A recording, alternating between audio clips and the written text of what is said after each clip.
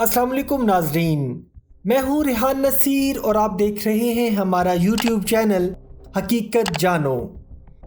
دوستو، فلسطین میں مسلمانوں کے حقوق کو سلب کرنے والا ایک ایسا شیطان صفت انسان جس نے فلسطین میں مسلم نفرت کی ایک ایسی فصل بوئی جو آج مسلم ناحق خون کے ساتھ سیراب ہو رہی ہے۔ ایسا شخص جس نے دنیا کے نقشے پر ایک ایسے غیر قانونی ملک کی بنیاد رکھی جس کو آج دنیا عالم اسرائیل کے نام سے جانتی ہے۔ یہ وہ شخص تھا جس کو زائنزم سوچ کا باپ مانا جاتا ہے اور اس کا نام ہے تھیوڈور ہرزل۔ یہ شخص کون تھا اور اسرائیل میں اس کو فادر آف اسرائیل کیوں کہا جاتا ہے؟ آخر اس کی ہڈیوں کو جمع کر کے اسرائیل میں کیوں لایا گیا؟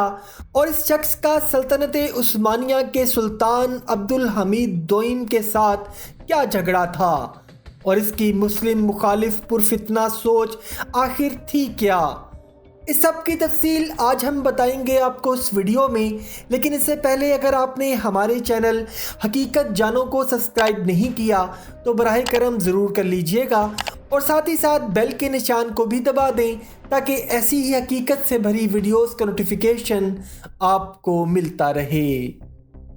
دوستو، تھیوڈور ہرزل 2 مئی 1860 کو یورپ ہنگری میں پیدا ہوا اور یہ نسلاً ایک یورپی یہودی تھا اور اس کے باپ کا نام جیکب ہرزل اور ماں کا نام جینٹ ہرزل تھا۔ تھیوڈور ہرزل بہن بھائیوں میں دوسرے نمبر پر تھا اور ہرزل کا باپ جیکب ایک بہت امیر بزنس مین تھا۔ تھیوڈور ہرزل بچپن ہی سے ایک آرکیٹیکٹ بننے کا شوق رکھتا تھا، لیکن کچھ وجوہات کی بنا پر وہ اپنا یہ شوق پورا نہ کر پایا۔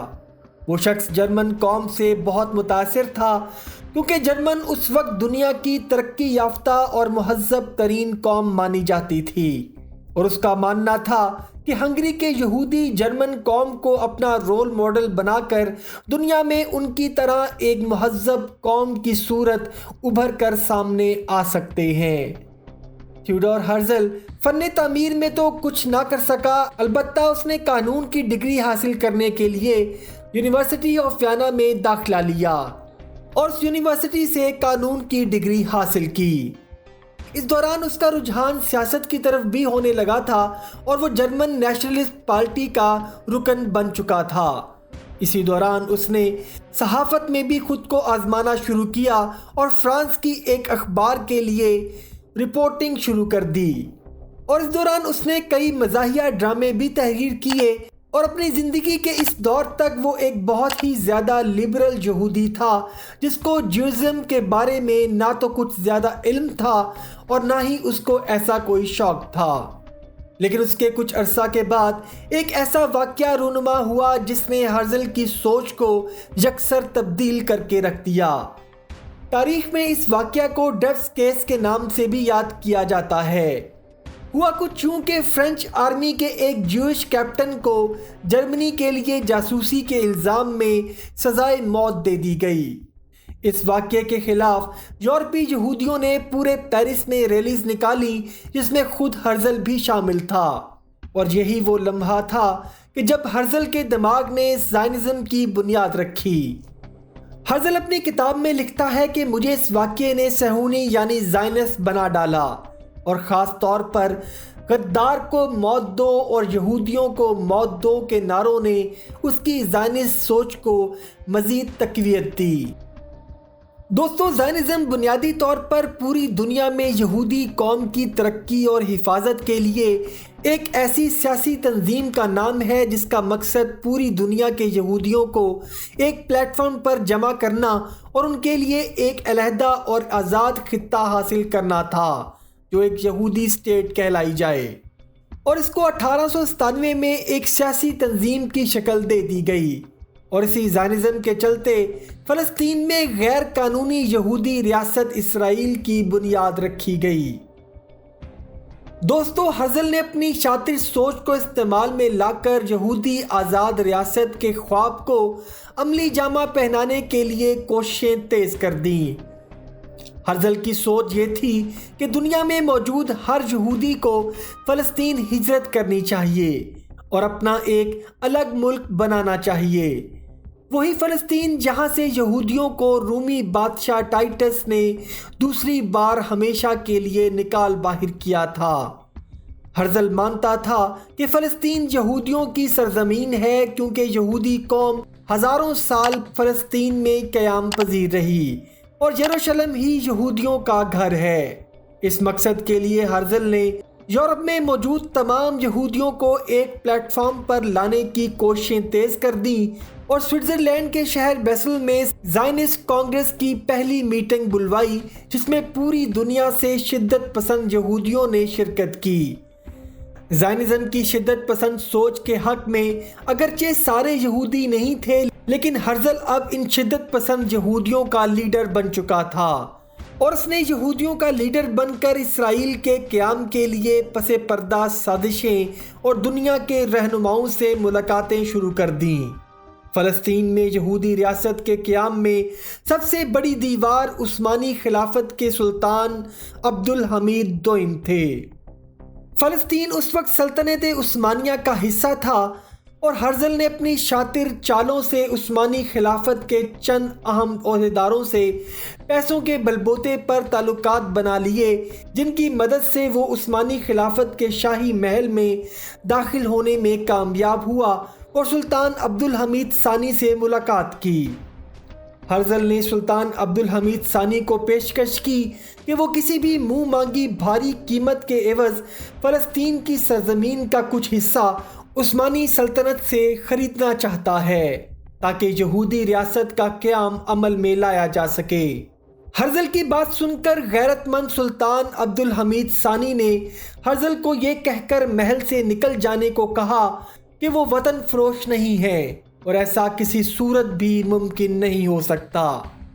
لیکن ہرزل اپنی حرکتوں سے باز نہ آیا اور محل کے اعلیٰ عہدیداروں کے توسط سے دوبارہ سلطان سے ملنے کی کوشش کی، جس پر سلطان عبدالحمید ثانی نے ہرزل کو شٹ اپ کال دیتے ہوئے تاریخی الفاظ کہے: میں جناب ہرزل کو یہ بتا دینا چاہتا ہوں کہ میں فلسطین کا 1 انچ بھی بیچ نہیں سکتا۔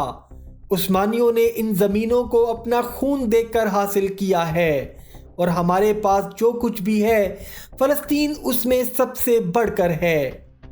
دوستو، سلطان عبدالحمید ثانی کے سخت انکار کے بعد ہرزل نے اپنی شیطانی کھوپڑی کو چلانا شروع کیا اور پھر صہیونی شدت پسند یہودی سرمایہ داروں کے ذریعے فساد کا ایک ایسا جال بنا جس نے پہلی جنگ عظیم میں عثمانی خلافت کو کمزور کر کے رکھ دیا۔ حجاز مقدس میں ٹی ای لارنس جیسے جاسوسوں کی مدد سے، جس کو لارنس آف عربیہ بھی کہا جاتا ہے، عثمانی خلافت کے خلاف آل سعود کو بغاوت کرنے پر مجبور کر دیا۔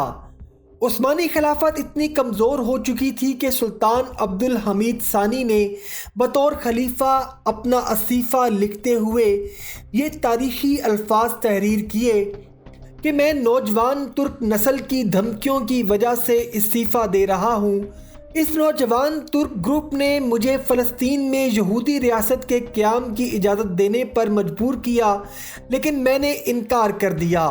آخر کار انہوں نے مجھے اس کام کے عوض 15 کروڑ سونے کے سکے دینے کی پیشکش کی، جس کو میں نے ٹھکرا دیا۔ میں نے ان کو جواب دیا کہ میں ایسا ہرگز نہیں کروں گا، چاہے ان 15 کروڑ سکوں کے بجائے پوری دنیا کا سونا بھی کیوں نہ ہو۔ میں نے 30 سال سے زیادہ امت مسلمہ کی خدمت کی ہے اور میں نے اپنے آباء و اجداد کو مایوس نہیں ہونے دیا، اور مجھے فخر ہے کہ میں نے مسلمان عثمانی ریاست فلسطین میں ایک یہودی ریاست کے بننے کو تسلیم نہیں کیا۔ دوستو، ہرزل کی شیطانی سوچ اب صہیونی تنظیم کے باقی ورکرز میں بھی منتقل ہو چکی تھی اور یہودی سازشوں کی بدولت پہلی جنگ عظیم میں عثمانی خلافت تحلیل ہو گئی اور فلسطین پر انگریزوں نے قبضہ کر کے یہودیوں کو فلسطین حوالے کر دیا۔ لیکن ہرزل کو یہ دن دیکھنا نصیب نہ ہوا، کیونکہ 1904 میں ہارٹ اٹیک کے باعث اس کی موت ہو گئی اور اس کو آسٹریا میں دفن کر دیا گیا، اور جب اسرائیل کی ناجائز ریاست مارز وجود میں آئی تو ہرزل کی ہڈیوں کو اکٹھا کر کے اسرائیل لا کر دفن کر دیا گیا، اور یہودیوں کی اس ناجائز ریاست اسرائیل میں ہرزل کو فادر آف دا نیشن کا مقام حاصل ہے۔ امید کرتا ہوں دوستو آج کی ویڈیو آپ کو پسند آئی ہوگی۔ اگر ویڈیو پسند آئی ہے تو ویڈیو کو لائک، شیئر اور کمنٹ سیکشن میں اپنی رائے کا اظہار ضرور کر دیجیے گا، اور جاتے جاتے چینل کو سبسکرائب کر کے ہماری حوصلہ افزائی بھی کر دیجیے۔ اپنا اور اپنے گھر والوں کا بہت سا خیال رکھیے گا۔ وما علینا الا البلاغ المبین۔